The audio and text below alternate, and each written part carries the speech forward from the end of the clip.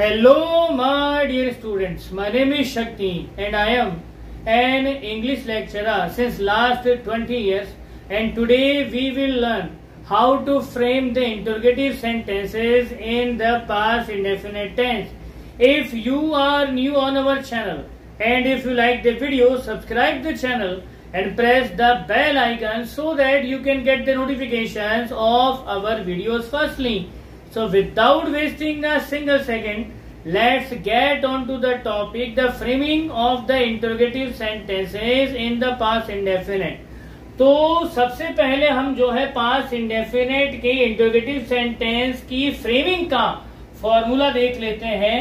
तो सबसे पहले हमको लगाना है डिड के बाद हमको लगाना है सब्जेक्ट, डिड के बाद हमको इस्तेमाल करना है सब्जेक्ट का, सब्जेक्ट के बाद हमको लगाना है मेन वर्ब का फर्स्ट फॉर्म, उसके बाद हमको लगानी है प्रीपोजिशन अगर सेंटेंस में दी गई है तो, और उसके बाद ऑब्जेक्ट और फाइनली एक क्वेश्चन मार्क हमको प्लेस कर देना है।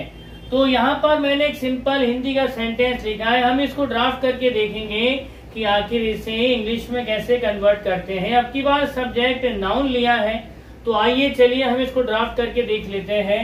तो according to the formula what will be framing of the sentence, let's see.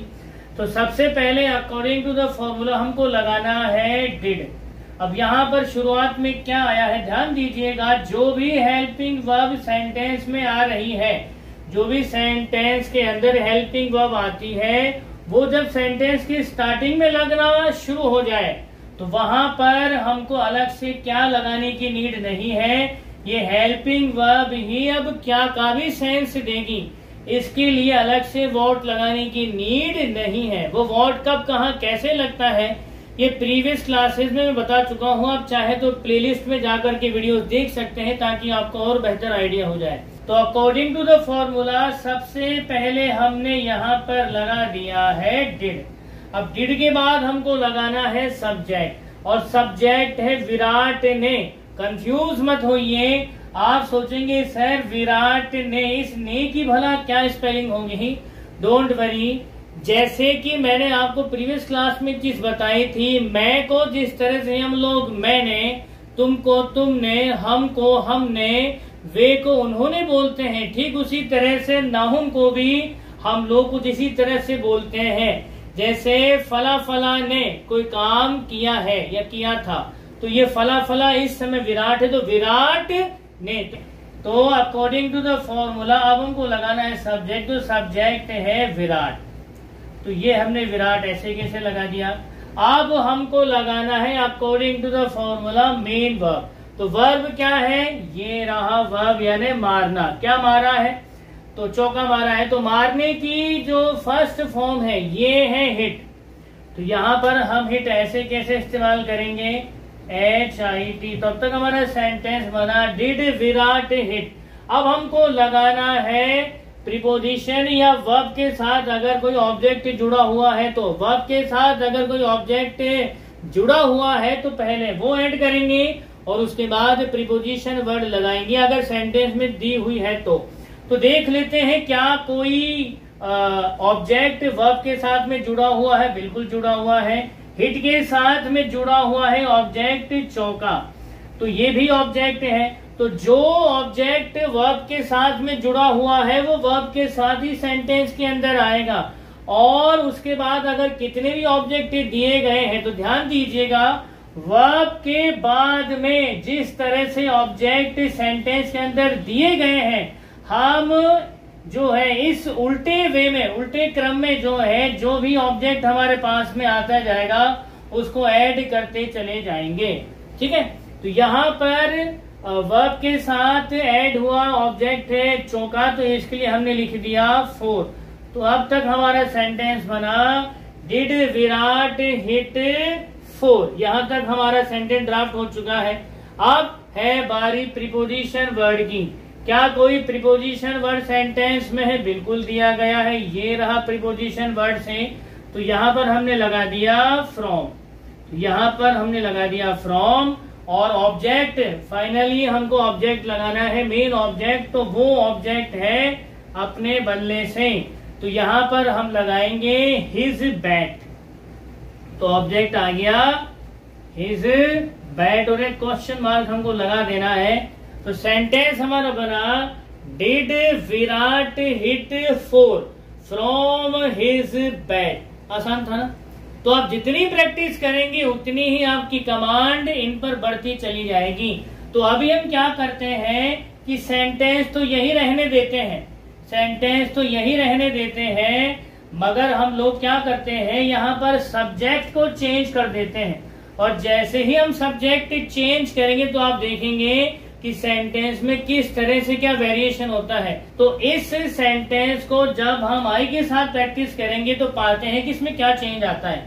तो सेंटेंस हमारा बन जाएगा did I hit 4, did I hit 4 from my bat और question mark.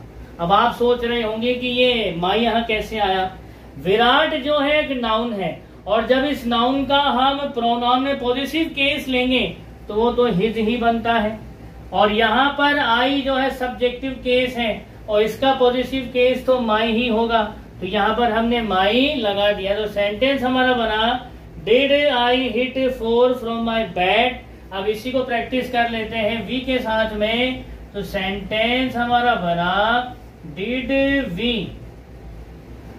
Hit 4, did we hit 4 from our bat, did we hit 4 from our bat. और इसी को जब दे के साथ प्रैक्टिस करेंगे तो सेंटेंस हमारा हो जाएगा डिड दे हिट 4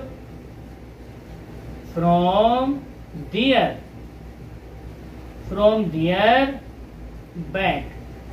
तो इस तरह से आप बाकी के सब्जेक्ट के साथ में प्रैक्टिस करिए। तो ही का पॉजिटिव केस हिज हो ही जाएगा, शी का हर हो ही जाएगा, इट का इट्स हो ही जाएगा। तो इस तरह से आप जब सेंटेंसेस को बदल बदल के प्रैक्टिस करेंगे तो आपको पता चलेगा कि सेंटेंस के अंदर क्या चेंजेस हो रहे हैं, क्या नए नॉर्म्स ऐड हो रहे हैं, क्या रूल्स है, क्या रेगुलेशन है। तो पहले आप लिख करके प्रैक्टिस करिए और फिर जो आपने लिखा है उसी को इन 9 सब्जेक्ट के साथ में अपनी चॉइस की वर्ब्स के साथ बोलने की प्रैक्टिस करिए। जितना आप लिख करके बोलने की प्रैक्टिस करेंगे उतना आपकी कमांड बढ़ती चली जाएगी। तो एक क्विक सेशन ले लेते हैं स्पोकन का, ताकि आपके भी समझ में आ जाए कि स्पोकन की प्रैक्टिस कैसे करनी है। तो अगला हमारा सब्जेक्ट है वी और वर्ब है हमारी हिट। तो हिट का सेंटेंस हमने ड्राफ्ट कर लिया था। सेंटेंस बना did we hit 6 from our bat. अगला हमारा सब्जेक्ट है यू और वर्ब है हमारी ड्राइव। तो सेंटेंस हमारा बन जाएगा did you drive my car. अगला हमारा सब्जेक्ट है दे और वर्ब है हमारी लर्न। तो सेंटेंस हमारा बना did they learn swimming, did they learn swimming in the summer classes. अगला हमारा सब्जेक्ट है ही और वर्ब है हमारी पिक। तो सेंटेंस हमारा बना did he pick a beautiful rose for her. अगला हमारा सब्जेक्ट है शी और वर्ब है हमारी बात। तो सेंटेंस बनेगा did she bath in the warm lake. अगला हमारा सेंटेंस है इट और वर्ब है हमारी वेट। तो सेंटेंस हमारा बनेगा did it wait for Neha at the cinema hall. तो in this one way you have to practice firstly in the written manner and secondly in the spoken manner. The more you practice, the more you get the command over the language. So keep on practicing because practice makes a man perfect. अंग्रेजी कोई एक दिन में आने वाली चीज नहीं है। और एक बात आपको बता दूं मैं, शॉर्टकट को और शॉर्ट ट्रिक्स को अपनाना छोड़ दीजिए, क्योंकि इन शॉर्टकट्स ने और शॉर्ट ट्रिक्स ने पहले आपका बहुत टाइम बर्बाद कर लिया है। आप फिर अगर इनके चक्रों में पड़े रहे तो और टाइम बर्बाद करेंगे, क्योंकि भैया परफेक्शन का कोई शॉर्ट ट्रिक नहीं होता। Perfection demands hard work.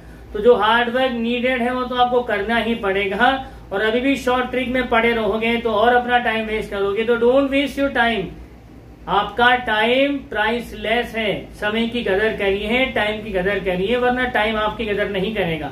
हम अगली क्लास में इसके इंटरोगेटिव नेगेटिव मैनर के साथ में फिर आपके सामने हाजिर होंगे। तब तक आप खुश रहिए, मुस्कुराते रहिए। जय हिंद, जय भारत, वंदे मातरम।